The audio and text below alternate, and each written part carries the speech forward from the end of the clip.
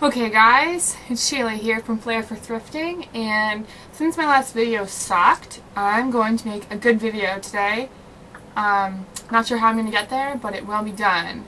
It's going to be a video on tips for thrifting because I get asked them all the time, and I'm going to try and do it quick and fast and rapid fire and not bore you all to death, and also me because I'm going to have to watch this like 10 times before I post it. So, welcome to my new style of videos. I hope you enjoy. Tip 1. Check every section and every size because you never know what you're going to find, and you have to make sure that you're not missing something fabulous that someone has hid in the plus size or the men's section. I found these great shorts just yesterday in the men's shorts, and they are men's, but they're freaking great. They're just Nike men's golfing short. My fly's down. Nike men's golf shorts, and look at them. They're awesome. For $5.99, I'm down with that. So look everywhere, check every section, every size, do it all because you don't want to miss something. Tip 2. Try everything on. This is really important because these things have been worn before and they might have been stretched in certain areas or worn out in others, and you need to make sure that they fit the way you want them to fit before you buy them. This is even important for things that you kind of like but you're not sure about, or that you think don't really look good but you're interested. Try them on because they could look great, you have no idea. Even small thrift stores usually have a change room, and if they don't, I wouldn't shop there. So just try it on, make sure it's what you want. You don't want to go home and say, this is not what I thought it was. So avoid that, try things on. Tip 3. Go in with a set budget. If you can't think of a number, like say, I want to spend $20 at the most today, then come up with a range. Say, I want to spend between $20 and $30 ideally. I don't advise going in with a list of things you want to find because you probably will never find them, but you should go in with a general idea, like, okay, I'm looking for shorts, I'm looking for a backpack, I'm looking for a dress. That kind of idea is fine, but don't say, I want a green knee-length summer dress, because it's not going to work for you. But with money, you have to be specific because it's really easy to spend tons of money because everything is so cheap. So go in and say, I want to spend this much today, and do your best to stick to that budget to avoid regretting things afterwards. Tip 4. Try to see the hidden potential in pieces.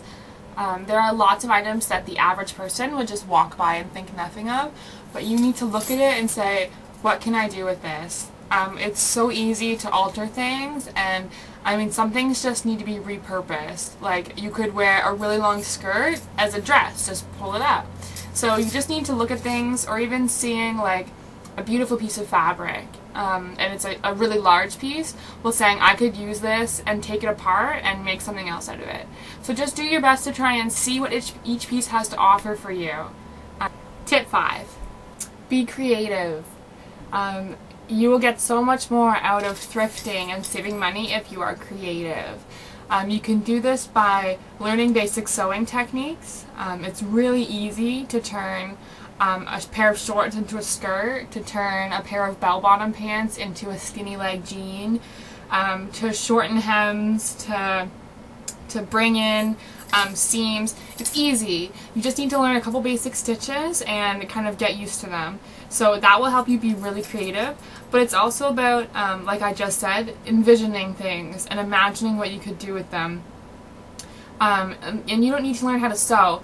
Like, you can work with t-shirts, and cotton jersey doesn't fray, so just snipping things, turning t-shirts into tank tops like I've done, putting fringe on things, turning things into crop tops. You can do that without even knowing basic sewing techniques, or you can buy like glue for hemming instead of sewing. So you can be really creative without any effort at all. So you need to do that if you want to make the most of your experience thrifting, and I do it all the time, so put that into your repertoire of skills. Tip 6. Try small independent stores over chain thrift stores. Generally, you're going to pay more at a Value Village over a Salvation Army or over your local mom and pop thrift store. So try small stores, less employees. You also won't pay tax if you go to Salvation Army or a local thrift store. If you go to your Value Village, they are charging you tax. And that's an item that's already been taxed when someone first bought it. So you need to watch out for those type of things.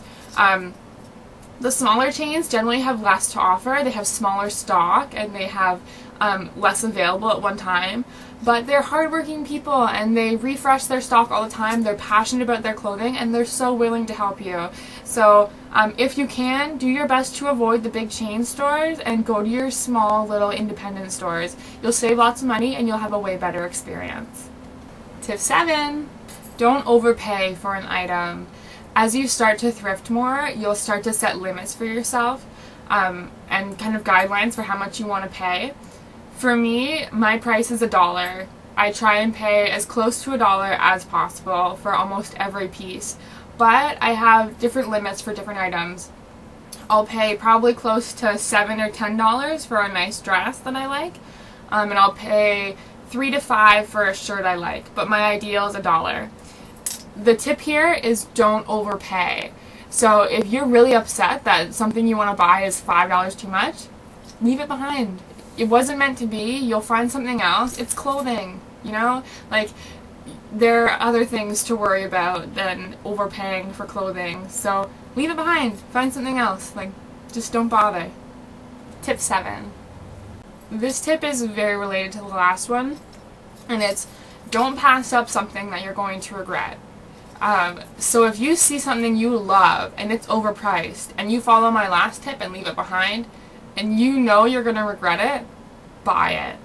I mean, you should be treating yourself every now and then, and if it's something you really love, save yourself the trouble.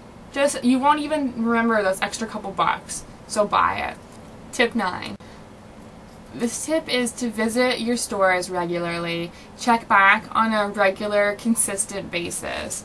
I mean, you don't need to go like every Wednesday or something like that, unless there's a sale every Wednesday, then go every Wednesday.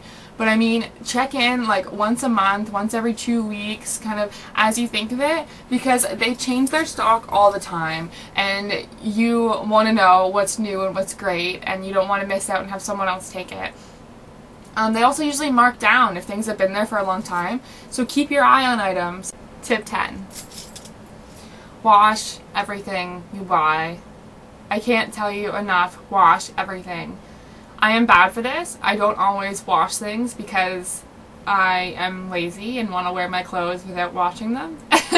But I'm telling you, it will save you grief because you don't know when you're going to pick up like closet moths. Those can be transferred in clothing. There could be eggs in a piece of clothing you bought, and then all of your wool things are suddenly having holes in them.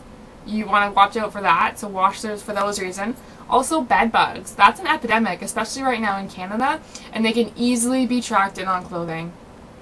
But the great thing about bed bugs is that they die in the dryer.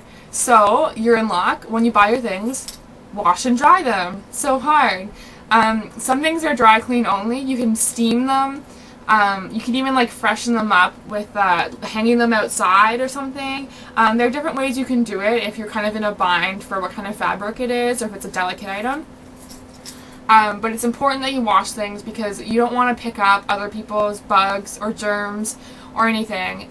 Okay guys, I'm going to cut it short there because we're getting a little long. But there you have it, 10 tips, I guess my 10 best tips for thrifting and having a great experience while doing it.